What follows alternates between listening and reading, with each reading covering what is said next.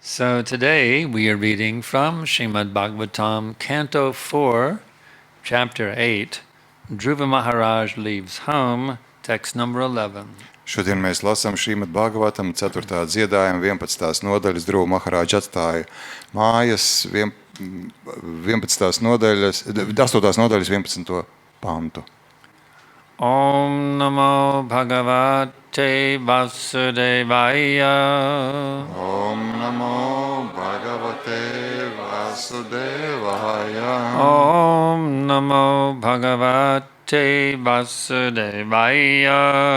Om Namo Bhagavate Vasudevaya. Om Namo Bhagavate Vasudevaya.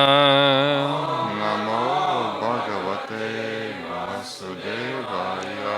Na Vatsa Nriprate Dishnyam Bhavan Arodhum Arhati Na Grihita Maya Yat Svam Kukshau Api Nripa Atmaja Navatsa Nripater Dishnyam Vatsanripater Bhavam Dishyam Arodhum Arhati Arhati Nagrihita Maya Yatvam Nagrihito Maya Yatvam Kukshavapi Nripatmaja Kukshavapi Napatmaja Navatsa Nripater Dishnyam Navatsani Prater Dishyam Bhavam Arodhum Arhati Bhavam Arodhum Arhati Nagrihita Maya Yatvam Nagrihito Maya Yatvam Kukshavapi Nirbatmaja Kukshavatvi Vinijatmaja Na Not Ne Vatsa My dear child Mans dārgais bērns Nripate of the king Karaļa Yishnyam seat sēdeklī Bhavan yourself Tu Arodhum to get on iesaisties Arhati deserve pelnījis Na not Ne Grihita taken piedzimis Maya by me no manis Yat because Tāpēc Tvam you Tu Kukshau in the womb manī Api although lai gan Nripa Atmaja son of the king. karaļa dēls. Translation and purport by His Divine Grace, Srila Prabhupada. King Suruchi told Dhruva Maharaj, "My dear child, you do not deserve to sit on the throne or on the lap of the king. Surely you are also the son of the king, but because you did not take birth from my womb, you are not qualified to sit on your father's lap." Purport. Queen Suruchi very proudly informed Dhruva Maharaj that to be the king's son was not the qualification for sitting on the lap or throne of the king. Rather, this privilege was dependent on one's having taken birth from her womb. In other words, she indirectly informed Dhruva Maharaj that although he happened to be born of the king, he was considered an illegitimate son because of his birth from the womb of the other queen. Tulkojums. Karaliene Suruči teica Maharādžam Dhruvam: "Mans mīļais bērns, tu neesi pelnījis sēdēt tronī vai karaļa klēpī. Protams, tu arī esi karaļa dēls, bet tā iemesla dēļ, ka neesi dzimis no mana klēpja, tev nav tiesību sēdēt sava tēva klēpī." Skaidrojums. Karaliene Saruči ļoti lepni pavēstīja Dhruva Maharaģam, ka ar to vien, ka viņš ir karaļa dēls, nepietiek, lai iegūtu tiesības sēdēt karaļa klēpī vai tronī. Patiesībā šī privilēģija bija atkarīga no tā, vai cilvēks ir piedzimis no viņas klēpja. Citiem vārdiem sakot, viņa netieši norādīja Dhruvam Maharaģam, ka, lai gan viņš ir karaļa dēls, tomēr tiek uzskatīts par ārlaulības dēlu, jo ir piedzimis no citas karalienes. Shut that window back there. It'll be block more of the street noise from coming in. Yeah. Okay. Vandeham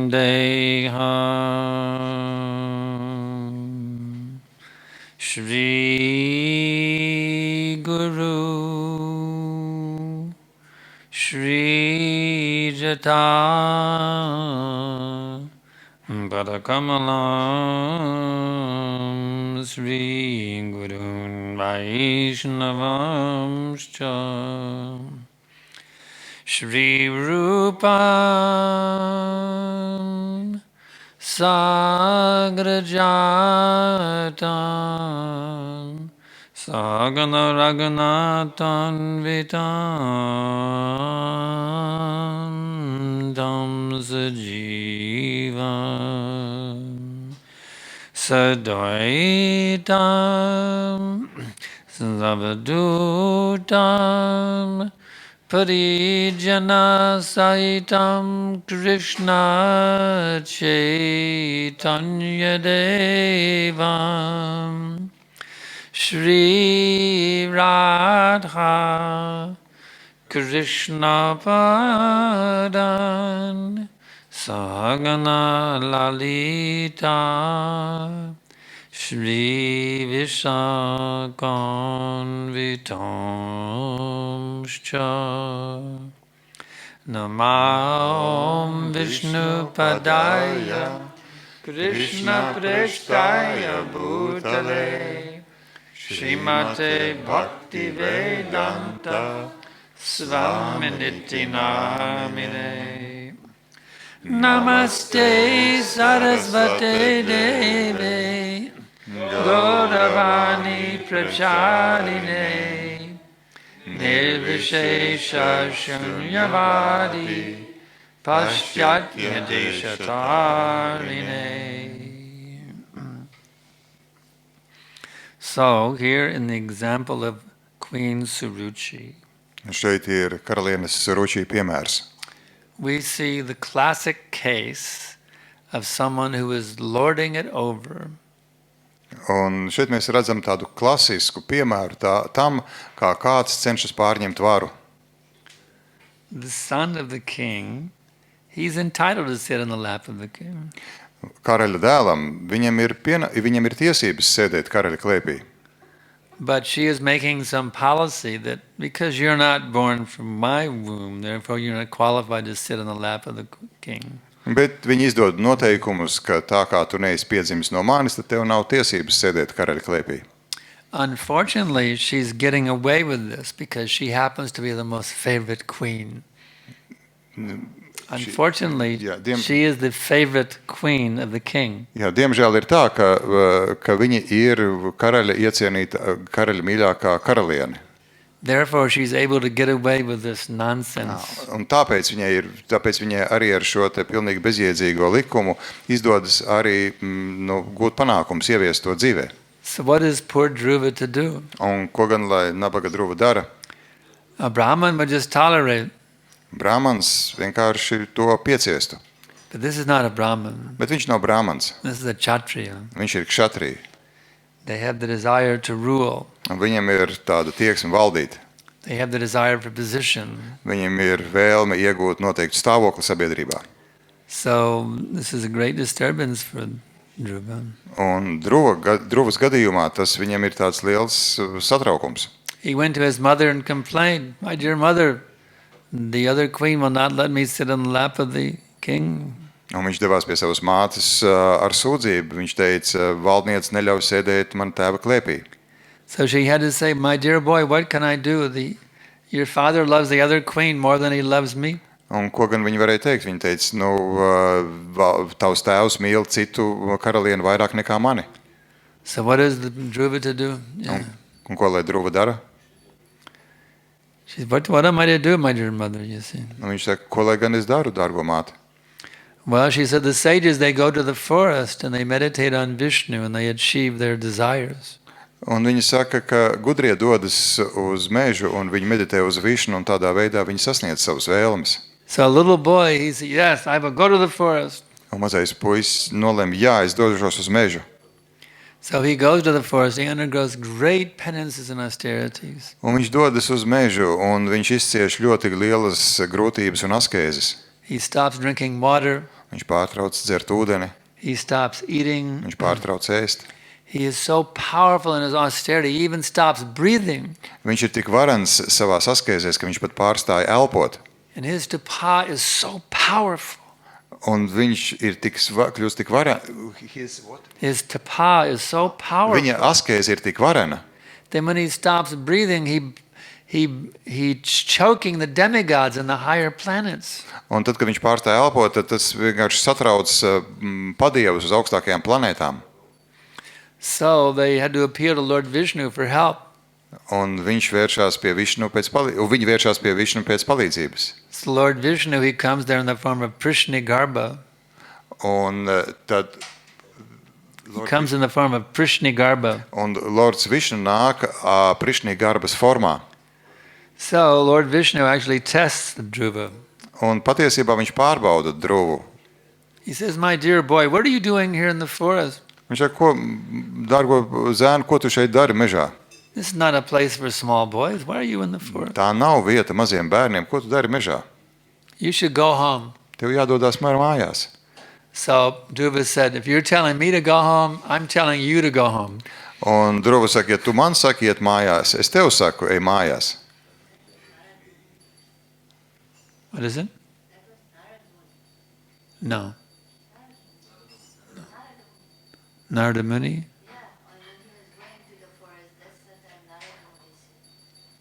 When he was going to the forest, Yeah. then Narada Muni said to him that you are a small boy, where are you going? Narada Muni told him that. Okay, correction. All right. Narada Muni told him. All right. Labojums. Narada Muni bija tas, kas teica šos vārdus. So he was very determined to stay in the forest. Un tā Dhruva bija ļoti apņēmīgs palikt mežā. And in this way, he achieved great benedictions. Un tādā veidā viņš sasniedz lielas svētības. And he will get a kingdom greater than his father's kingdom. Viņš ieguva svētību, ka viņam būs valsts, kas būs varenāka par tēva valsti. But then having the association of the Supreme Personality of Godhead himself, Bet tad, kad viņš ieguva biedrošanos ar pašu kungu, he realized what a fool I am. tad viņš saprata, kāds gan es esmu muļķis. I was simply hankering after some broken pieces of glass. Tas ir tā, kā es vēlējos kādas sasistas stikla daļas, But gabalības. now by this darshan, Bet tagad, pateicoties šim daršanam, the Supreme Personality of Godhead, ar Dieva augstāko personību, I have achieved the rarest gem. es esmu ieguvis visretāko dārgakmeni. So in this way, Un tādā veidā he became fully enlightened in Krishna consciousness, viņš ieguva pilnu apskaidrību Krišnas apziņā. and he achieved a kingdom greater than his father's. Un viņš ieguva valsti varenāku nekā viņa tēva valsts. So we should never be discouraged by any setbacks here in this material world. Mums nevajadzētu būt tā, ka mūs apstādina kaut kādas grūtības šajā materiālajā pasaulē. Actually, for a devotee, there's no such thing as a setback. Patiesībā bhaktam nav tādus jēdziena kā grūtības. He sees everything as the special mercy of Krishna. Viņš visu redz kā īpašu Krišnas žēlastību. Whether there is victory or defeat, Vai tā ir uzvara vai zaudējums. the devotee's vision is he sees a victory at every step. Bhaktas redzējums ir tāds, ka viņš redz uzvaru ik katrā solī. Because he understands that Krishna has unlimited kindness and mercy upon him. Tāpēc, ka viņš saprot, ka Krišnam ir bezgalīga žēlastība attiecībā uz viņu. He feels how the love of Krishna is being manifested upon him at every minute. Un viņš jūt, kā Krišnas mīlestība un žēlastība ik mirkli līst pār viņu. We see also in the example of Srila Prabhupada. Un mēs redzam arī Šrīlas Prabhupādas piemērā. Sometimes what appeared to be a very big setback Un ir situācijas, kas izskatās kā ārkārtīgi lielas grūtības vai šķēršļi. turned out to be the greatest victory. Un rezultātā tās pārvēršas par diženākajām uzvarām. Just like Prabhupada was preaching in Jhansi. Un kā Prabhupāda sludināja Čansī, He started a society, the League of Devotees. viņš sāka tādu biedrību Baktu līga. He was given the use of a very nice property. Un viņam tika iedots ļoti labs īpašums, ko lietot. He created a temple. Viņš radīja templi, He had a regular congregation. un viņam bija draudzi, kas regulāri apmeklēja to. But then the owner of the property decided to take it back, take it away from Prabhupada. Bet tad tika nolēmts, ka šo īpašumu jāpaņem atpakaļ ir no Prabhupādas. So he lost everything. Un tā viņš zaudēja visu. But just see the difference now. The League of Devotees was terminated, and then the International Society for Krishna Consciousness took its place. Bet paraugieties, šī te Baktu līga tika iznīcināta, bet Krišnas apziņas kustība radās tās vietā. The tiny little League of Devotees, maybe 20 or 30 members, you see, Šī te nelielā Baktu līga, kurā varbūt bija 20-30 biedru, was replaced by ISKCON tika aizvietota ar ISKONu. with thousands and thousands and thousands of members going every day all over the world. Ar tūkstošiem un tūkstošiem biedru, kuru skaits papildinās katru dienu. And also in the early days of ISKCON, Un arī ISKON sāku pirmajās dienās. Prabhupada faced what he thought was a very great setback. Un viņš saskārās ar ļoti lielām grūtībām.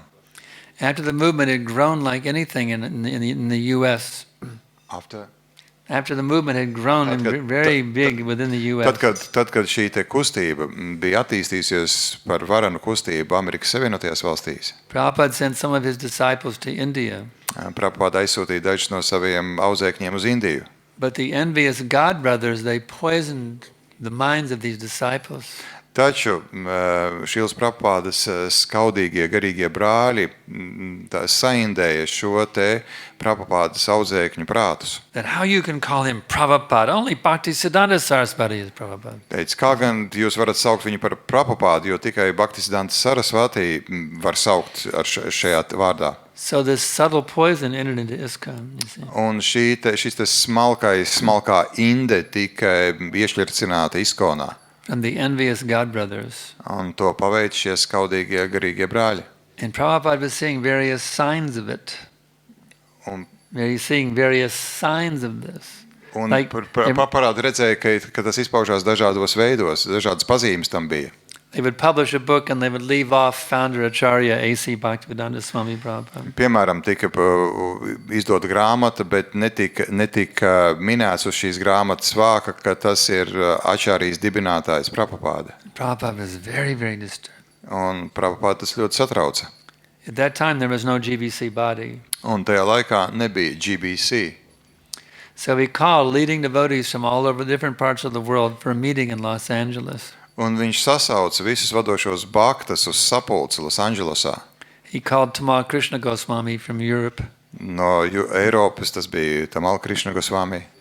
And he was meeting with him in his quarters. Un viņi satikās tajās ofisā. Prabhupada was so disturbed, he said, just get me out of here. Un Prabhupāda bija ļoti satrauks, un viņš teica vienkārši, get me out of here.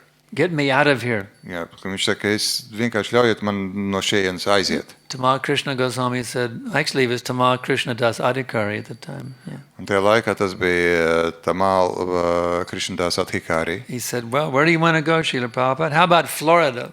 Un viņš teica, uz kurien jūs vēlties doties, kā būtu ar Floridu. Florida was 3,000 miles away. Un Florida bija 3000 jūdzes prom no tās vietas. Prabhupada said, it is not far enough. Viņš teica, nē, tas nav pietiekami tālu. So Prabhupada made the decision to go to India. Un Prabhupāda pieņēma lēmumu doties uz Indiju. He prayed to Rukmini Dwarkadish, Un viņš lūdzās Rukmini the Dvarkadesh, beautiful Radha Krishna deities that had been installed in Los Angeles. brīnišķīgām Rādha Krišna dievībām, kas bija uzstādītas He said, Losandželosā. why are you kicking me away from here? Kāpēc gan jūs mani no šejienes dzenat projām? Prabhupada could not understand what was going on. Un Prabhupāda nevarēja saprast, kas notiek. So he went to India, Un tā viņš devās uz Indiju. and Mayapur, Vrindavan, and Bombay, they all came up. You see. Un Majapura, Vrindāvana un Bombeja tās visas attīstījās. And Prabhupada was, now I understand why you sent me. Un tagad Prabhupāda saprata, kāpēc viņš tika sūtīts uz turieni. So it wasn't actually a setback.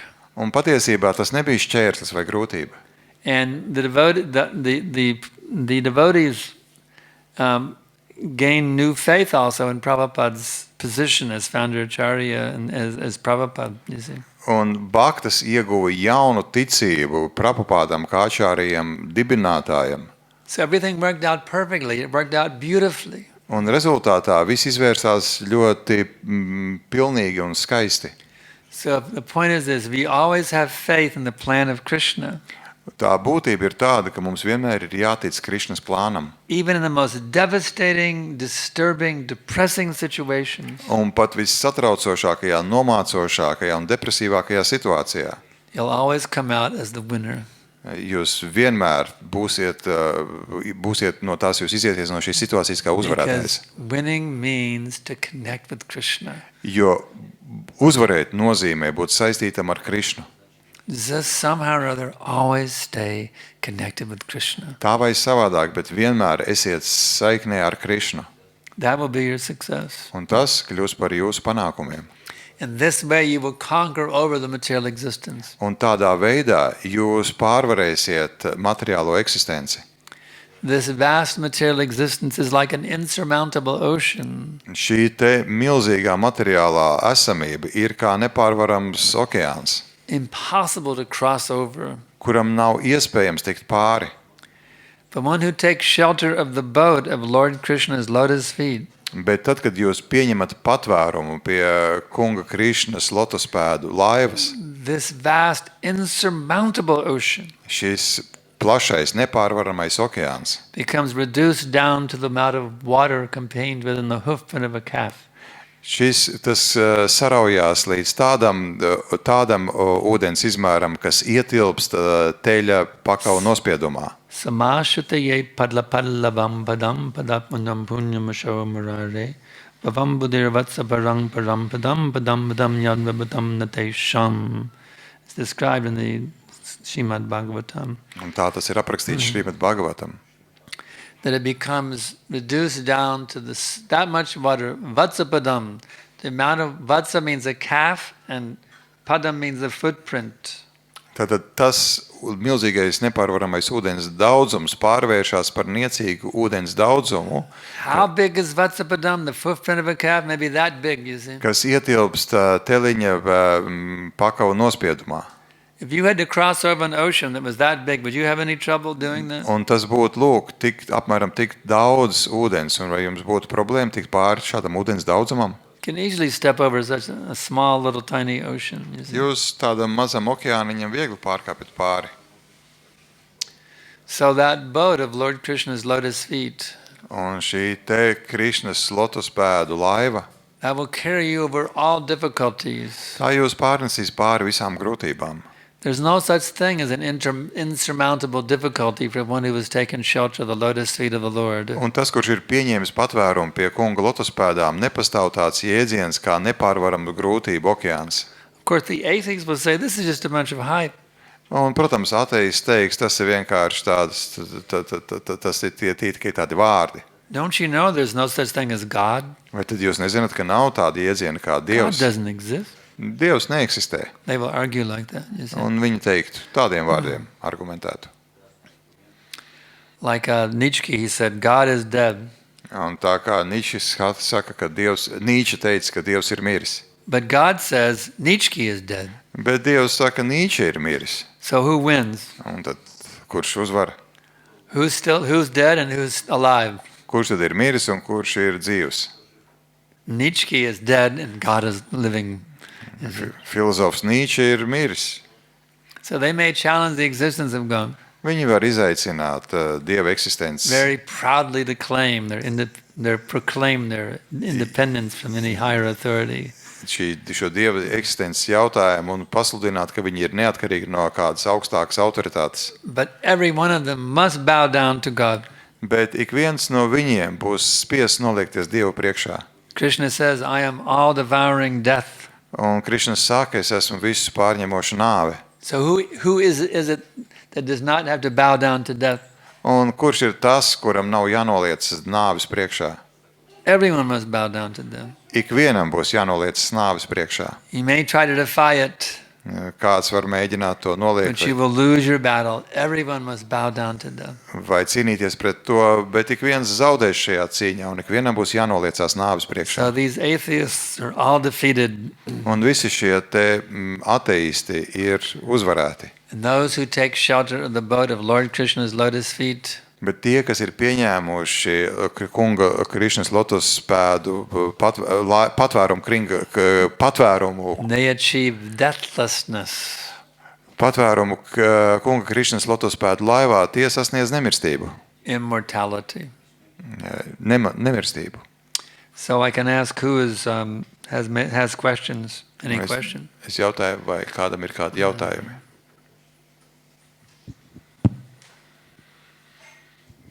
Hare Krishna. How to learn to take shelter at the lotus feet of Lord Krishna? Как научиться принимать прибежище у лотосных стоп Господа Кришны? How to take shelter of Krishna's lotus How feet? to learn, yeah. You have to take shelter of the spiritual master who is Krishna's representative. Atbild uz jautājumu, kā iemācīties pieņemt patvērumu pie kunga Krišnas lotus pēdām. Jāiemācās pieņemt patvērumus pie garīgā skolotāja lotus pēdām. Krishna says, Ye me bhakta jana parata, na me bhakta shtate janaha, mad bhaktanam chi ye bhaktas, te me bhakta tamamata. My dear Arjuna, the one who is the devotee of my devotee, the one who is, he says, my dear Arjuna, the one who is my devotee, he is not my devotee. Krišna saka, mans dārgais Arjuna, tas, kas ir mans bhakta, nav mans bhakta. But the one who is the devotee of my devotee, he is my devotee. Bet tas, kas ir mana bhaktas bhakta, tas ir mans bhakta. So to get shelter of Krishna's lotus feet, you have to take shelter of Guru's lotus feet. Lai pieņemtu patvērumu pie Krišnas lotus pēdām, jums jāpieņem patvērums pie garīgā skolotāja lotus pēdām. So if his feet are not nearby, what will you do? If Guru's feet are not nearby, Un ja garīgā skolotāja pēdas nav tuvumā, ko tad jūs darāt? what will you do? Ko jūs darāt tad? His lotus feet, Guru's lotus feet are manifested in the form of his lotus teachings. Viņa lotus pēdas izpaužās kā viņa lotus mācību formā, His lotus instructions. kā viņa lotus norādījumi. So just see Prabhupada's example. Paraugieties Prabhupādas piemēru. He took the order of his Guru Maharaj as his very life and soul. Viņš pieņēma sava Guru Maharaja norādījumu kā pašu svarīgāko savā dzīvē. So if you will take your spiritual master's orders as your very life and soul, Un ja jūs pieņemsiet savu garīgā skolotāja norādījumus kā svarīgāko dzīvē, you will always be in the shelter of Guru's lotus feet and Krishna's lotus feet. jūs vienmēr būsiet Guru lotus pēdu un Krišnas lotus pēdu patvērumā. Next question. Nākamais jautājums.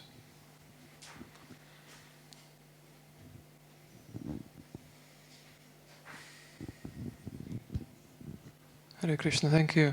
Could you please tell me how to develop patience in our sadhana and preaching as well? Because I very often become sort of impatient and I want to... How to have patience? How to have patience, yeah. Kā attīstīt pacietību savā sādhanā un sludināšanā? Prabhupada gives the example of a woman who gets married. Prabhupāda min piemēru ar sievieti, kas apprecās. She is very eager to have a child, Viņa ir ļoti augsts, lai viņai būtu bērns. but she cannot have the child immediately. Bet viņa nevar iegūt šo bērnu nekavējoties. It takes time. Tas prasa laiku. So she should understand, now I am married, so in due course of time I will have child. Un tad viņi saprot, tagad esmu aprecējusies un pēc kāda laika man būs bērns. So in a similar way, you should understand, as soon as I have taken complete shelter of Guru and Krishna, Tādā pat veidā jums jāsaprot, tik līdz es pieņemu patvērumu pie Guru un Krišnas, my spiritual perfection is guaranteed. mana garīgā pilnība ir garantēta. I know for a fact that I will see Krishna face to face. Es pilnīgi noteikti zinu, ka es satikšos ar Krišnu aci pret aci. I know for a fact that when I leave this body, I'll wake up in Krishna Loka.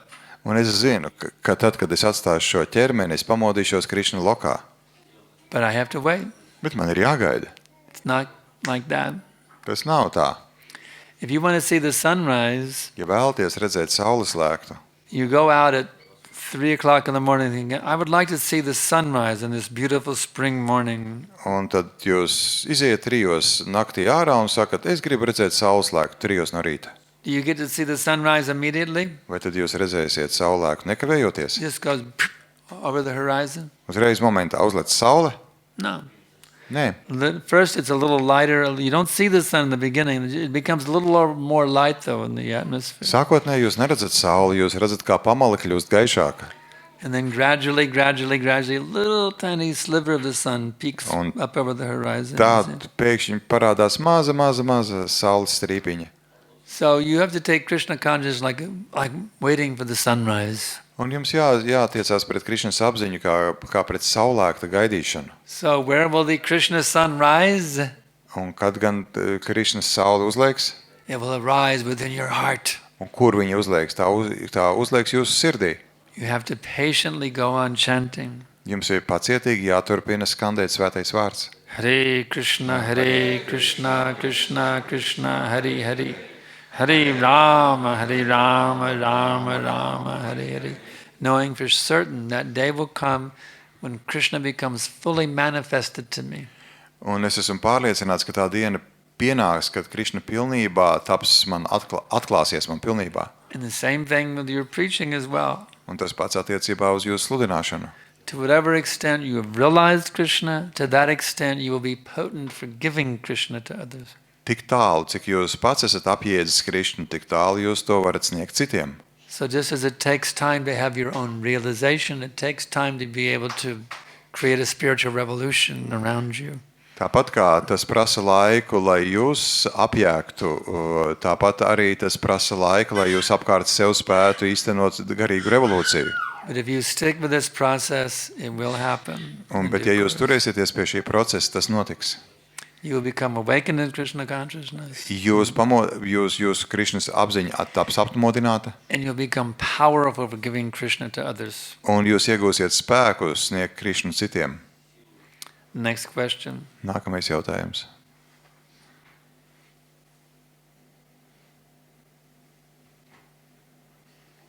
Hare Krishna. Yeah.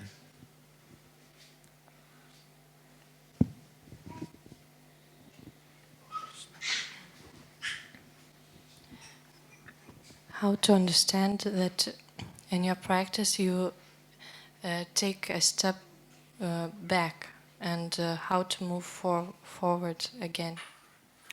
Kā saprast savā praksē, kurā brīdī tu atkāpies atpakaļ un kā pēc tam tad virsīsies tālāk uz priekšu? How to understand in your practice that you have taken step back and then how to move forward again? Actually, we're always moving forward. Patiesībā mēs visu laiku virzāmies uz priekšu.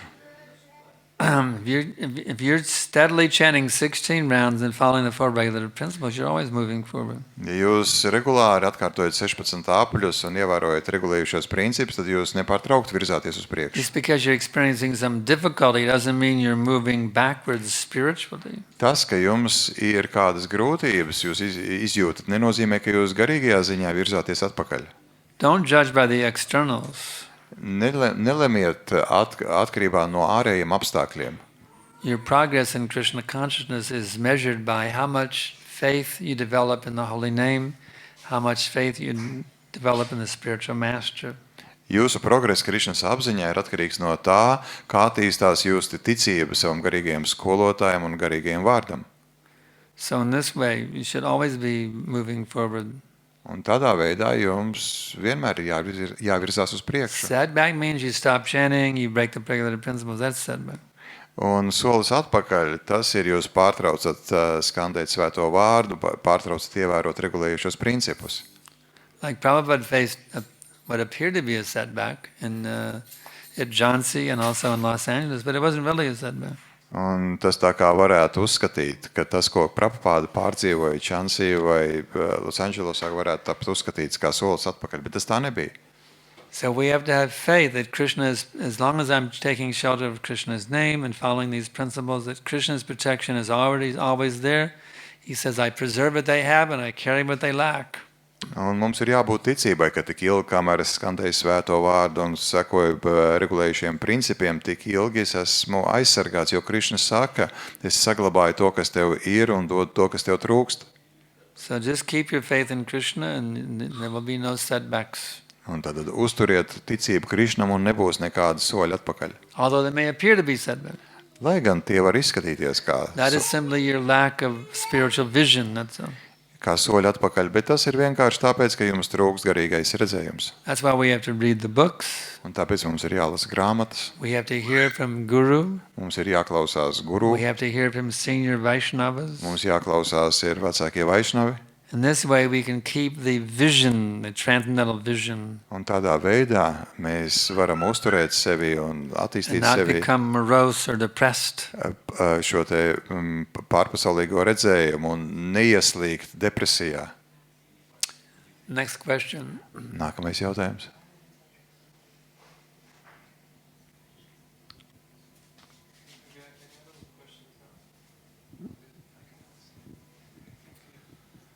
There are many people who say that there are many paths to God, and when they're being told that it's not so, that the path is actually very straightforward, how can we approach them and tell them that there is a certain path, and so they don't think that we're very fanatic?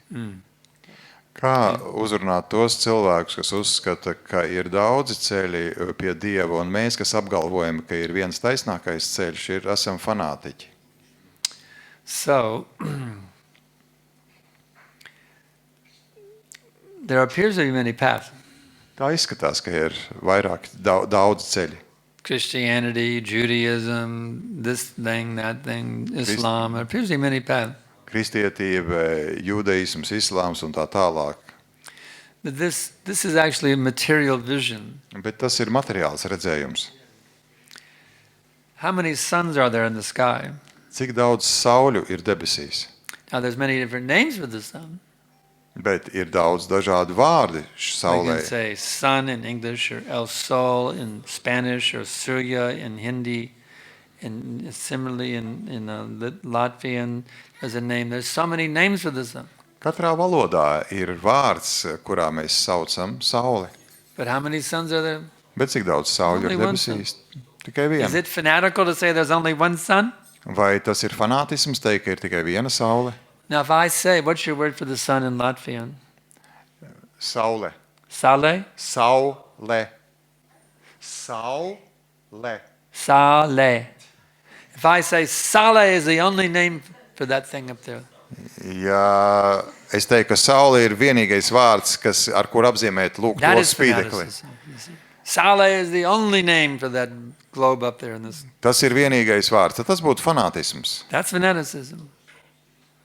But if I say there's only one Sale, that's true. Bet ja es saku, ka ir tikai viena saule, tad tas ir Is it? pareizi. Patiesība. So, there is only one supreme. Ir viens visaugstākais. They say, well, come on, no, there's many supremes. Un kāds saka, nē, ir daudzi augstākie, How many visaugstākie. supreme courts do you have here in Latvia? Cik jums ir augstākās tiesas šeit Latvijā? Well, we only have one supreme court. Tikai viena. Am I a fanatic if I say there's only one supreme court in Latvia? Ja vai tad es esmu fanātiķis, ja saku, ka ir tikai viena augstākā tiesa Latvijā? No, there can only be one supreme court. Nē, ir tikai viena. It's not supreme means there's only one. Visaugstākais nozīmē tikai viens. You can't have thousands of supreme courts. Jums nevar būt tūkstošiem augstāko tiesu. You cannot have thousands of supreme beings. Jums nevar būt tūkstošiem augstāko būtņu. Supreme means one without a second. Visaugstākais nozīmē viens un otra nav. This is a scientific fact. This is pure linguistics. It's not fanaticism. Tas ir zinātnisks fakts, tā ir tīra lingvistika, un tas nav fanātisms. So one can realize that supreme being through any pathway. Un cilvēks var apzināt šo te visaugstāko būtni caur dažādiem ceļiem. A Christian can realize the supreme. Viņš var apzināties Krišnu, ka Krišna ir augstākais. A Muslim can realize, a Buddhist. Krišnīts un musulmanis un budists var apzināties augstāko. If they capture the essence of what it means to realize the supreme. Ja vien viņi saprot, ko nozīmē apzināties visaugstāko. To fully absorb oneself in pure loving service to that supreme being. That is the one path that is applicable to every path. Un tas vienīgais ceļš ir pilnībā gremdēties mīlestībā uz šo visaugstāko personību. Un šis te ceļš ietver sevi visus pārējos ceļus. So we can say there are many paths, but one essence. Mēs varam teikt, ir daudzi ceļi, bet viena esence, viena būtība. Any person from any tradition, if they develop complete, pure loving surrender to the Supreme Person, they realize the Supreme Person. Ik viens cilvēks, ja viņš attīst sevi pilnīgu, tīru mīlestību uz visaugstāko personību, tad viņš apjēdz šo te būtību. Therefore, the essence of all paths is one. Un tāpēc šī te esence, visu ceļu esence ir viena. We are not teaching another path here. Mēs nemācām kādu citu ceļu šeit. We are teaching the essence of all paths. Mēs mācām visu ceļu būtību, esenci. Do I look like a Hindu? Do I look like a Hindu? Do I look like a Hindu? Vai es izskatos pēc hindu? No, I don't look like a Hindu. I'm a Christian. Nē, es neizskatos. Es esmu But kristietis. Prabhupada has taught me how to become a perfect Christian. You see? Bet Prabhupada man ir iemācījis, kā kļūst par pilnīgu So if you're a kristieti. Muslim, you remain Muslim. Ja jūs esat musulmanis, palieciet We'll teach you how to musulmanis. become a perfect Muslim. Bet es iemācīšu jums, kā kļūt par pilnīgu How to be a musulmani. perfect Buddhist. Kā būt perfektam A budistam, perfect Christian. perfektam A perfect kristietim, Hindu. perfektam hindu, A perfect Sikh. vai perfektam A sikham, perfect Jain. vai It's pilnīgam džēnam. We're teaching the science of God. We're not teaching another religion. Mēs mācām zinātni par Dievu, nevis citu reliģiju. Does that make it clear? Vai ir Okay. skaidrs? Very good. So anybody who's not interested to learn more about, we have an e-course. Anybody who wants to get on the e-course, you can come up after the class and just put your name and email address right here and press enter, and you'll be signed up for the free e-course. It's in English, but Ja vēlties uzzināt vairāk, tad pēc lekcijas pienāciet, un es jūs pierakstīšu e-kursam internetā, pasakiet, cik savu e-pasta adresi, un jūs automātiski so we tiksiet thank you all pievienoti. very much. Paldies jums visiem! Grantaraj Śrīmad Bhāgavatam ki jai, Śrīla Prabhupada ki jai, Gauda Premanandi. His Grace Sriman Sankarshan Das Adhikari Maharaj ki!